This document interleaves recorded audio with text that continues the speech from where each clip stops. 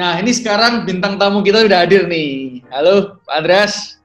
Pak Andreas Kurniadi. Jadi beliau ini merupakan seorang konsultan pajak yang kebetulan bergerak di Surabaya juga. Kapan hari juga pernah mengadakan seminar sendiri, jadi udah kualitasnya udah pasti terjamin, dia udah oke, pengalaman. Hari ini ingin membahas tentang bagaimana kelenggangan atau kebijakan perpajakan di masa-masa sulit seperti ini ya Pak Andreas. Oke, Pak Andreas mungkin bisa mulai perkenalan diri sama perkenalkan topiknya juga. Oke. Perkenalkan ya, nama saya tuh Andreas Kurniadi.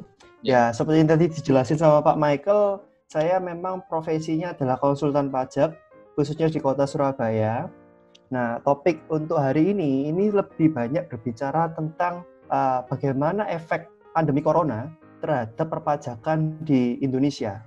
Jadi, artinya apakah ini membuat kita sebagai masyarakat Indonesia ini semakin lesu karena ekonomi juga sudah mulai lesu, atau ini bagaimana peran dari pemerintah gitu ya? Aku rencananya akan share screen untuk materiku, share screen sedikit aja. Ini kita bisa mulai sekarang atau gimana ya? Ini kan masih jam, mulai langsung aja ya?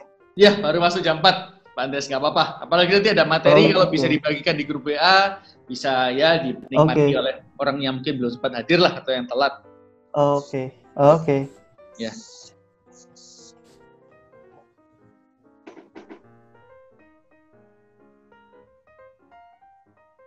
Yang baru datang, kalau nanti mau ngasih pertanyaan bisa langsung di chat ya. Jadi nggak perlu interupsi dari kolom chat, nanti ada waktunya akan saya bacakan, saya tanyakan ke Pak Andreas. Oke? Pak, silakan. Oke, ini screen saya sudah kelihatan ya? Sudah jelas sekali Pak. Oke. Jadi gini, sebelum kita berbicara mengenai bagaimana efek corona terhadap pajak, aku lebih bicara dulu secara umum, karena masih beberapa orang belum tentu tahu ya pajak itu seperti apa. Definisi pajak ini panjang. Menurut Undang-Undang Ketentuan Umum ini definisinya. Tetapi pajak di sini itu artinya adalah pajak untuk Dirjen Pajak, artinya pemerintah pusat. Karena di Indonesia ini ada dua jenis pajak pusat sama pajak daerah. Jadi kalau pajak pusat itu bicaranya mulai dari pajak penghasilan, pajak PPN. Nah, sedangkan pajak daerah itu di luar itu, kayak pajak kendaraan, pajak PBB. Ini dua institusi yang berbeda. Topik yang aku bicarakan ini khusus untuk pajak pusat. Nanti kalau memang ada pertanyaan untuk pajak daerah, aku akan coba bantu jawab sebisa mungkin, karena kebijakan untuk daerah ini banyak. Setiap daerah mempunyai kebijakan pajak sendiri-sendiri. Terus setelah kita mengerti tentang pajak, kita kan juga sudah memiliki NPWP. NPWP itu nomor pokok wajib pajak. Itu nomor ID kita ketika kita memang sudah menjadi wajib pajak. Kewajiban kita apa sih? Kita mempunyai kewajiban setiap tahun untuk bayar pajak dan lapor pajak yang disebut dengan laporan SPT. Nah, umumnya ada dua. Jadi ada orang pribadi itu perorangan seperti kita, atau badan. Badan ini perusahaan. Perusahaan ini bisa berbentuk PT, perseroan terbatas, bisa berbentuk CV, firma, dan sebagainya. Secara peraturan, orang pribadi ini mestinya lapor pajak tanggal 31 Maret tahun setelahnya. Jadi kalau kita bicara untuk tahun 2018 nih contohnya, lapornya itu 31 Maret 2019, tahun pajak berikutnya. Nanti sama, 2019 juga 31 Maret 2020. Ketentuan umumnya seperti ini. Sedangkan perusahaan atau badan itu di 30 April. Di 30 April tahun pajak berikutnya. Udah mulai. Oke. Nah, karena ada pandemi corona, pemerintah Indonesia sudah membuat 5 peraturan yang mana ini merupakan stimulus atau relaksasi yang diberikan oleh pemerintah kepada wajib pajak. Ini ada banyak peraturannya. Tapi garis besarnya ada 2. Jadi ini langsung dari Dirjen Pajak. Kemarin Dirjen Pajak memang ngadain konferensi pers di TV. Nah itu dia nyebutin ada 2 kelompok besar. Peraturan pajak yang pertama ini bersifat untuk menangani pandemi corona. Jadi kantor pajak ini mendukung pengusaha atau pihak-pihak yang membantu untuk menangani corona atau COVID-19, maka dia diberikan insentif. Tapi tujuannya hanya untuk pihak-pihak tertentu saja. Contoh, untuk instansi pemerintah seperti BNPB, rumah sakit yang ditunjuk, atau pihak tertentu yang sudah ditunjuk. Apa sih insentifnya? Kalau ada penjualan barang, pajaknya dibebaskan atau ditanggung oleh pemerintah. Kalau kita impor barang, pajaknya juga bakal dibebaskan. Kelompok yang kedua, ini untuk kita pada umumnya, yaitu untuk pengusaha. Kantor pajak ini di sini memberikan banyak sekali insentif, peraturannya banyak.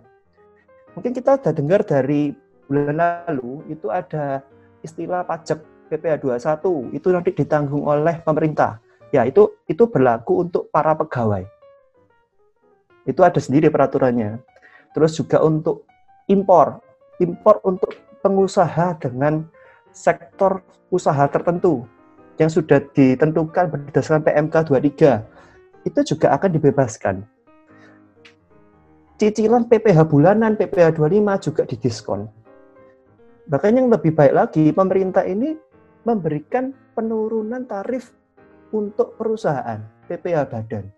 Dia menurun dari 25% menjadi 22% untuk tahun 2020 ke 2021 dan menjadi 20% untuk tahun 2022.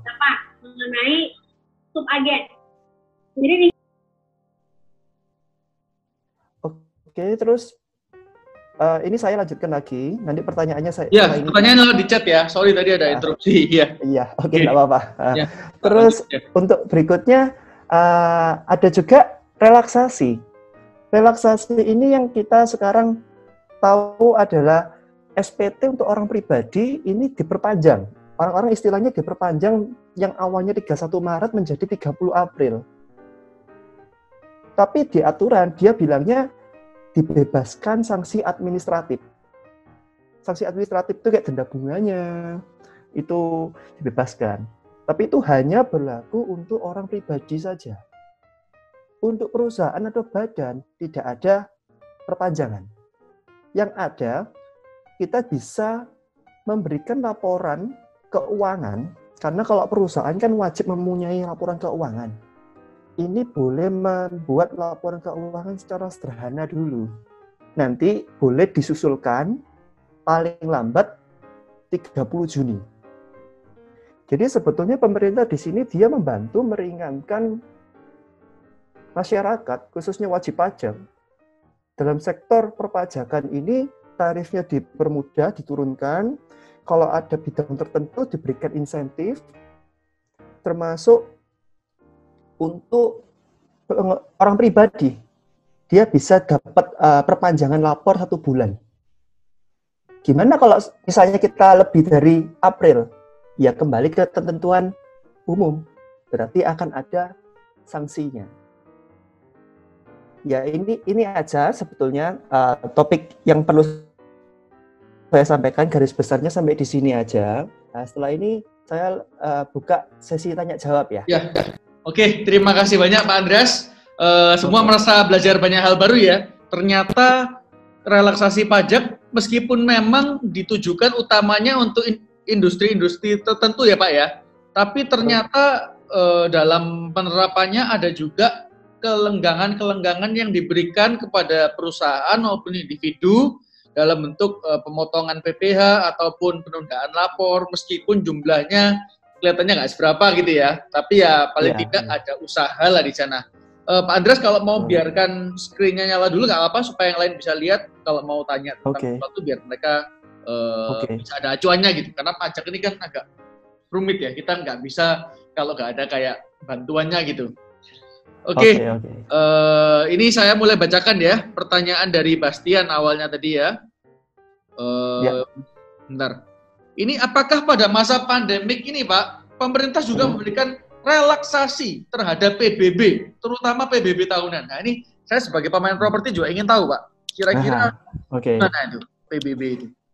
PBB itu masuk pajak daerah. Jadi PBB itu ketentuannya diatur di setiap daerah masing-masing. Nah kalau Surabaya gimana? Kalau Surabaya, tadi saya sudah cari info. Jadi Surabaya ini dia hanya memberikan istilahnya pembebasan sanksi. Pembebasan sanksi itu jika kita bisa bayar paling lambat 30 Juni, itu nanti kalau misalnya kita ada terlambat bayar untuk yang PBB tahun ini dan tahun-tahun sebelumnya, itu akan diputihkan sanksinya. Tetapi pemerintah Surabaya memberikan kesempatan pada kita, PBB sekarang sudah bisa secara online kok. Artinya mereka juga bisa memberikan satu situs, kita bisa download di situ PBB-nya. Pembayarannya juga dipermudah, tidak hanya melalui kita datang ke bank, tapi juga bekerja sama dengan pihak ketiga, contoh dengan Tokopedia dan pihak ketiga lainnya. Tapi ada beberapa pemerintah daerah yang memberikan potongan.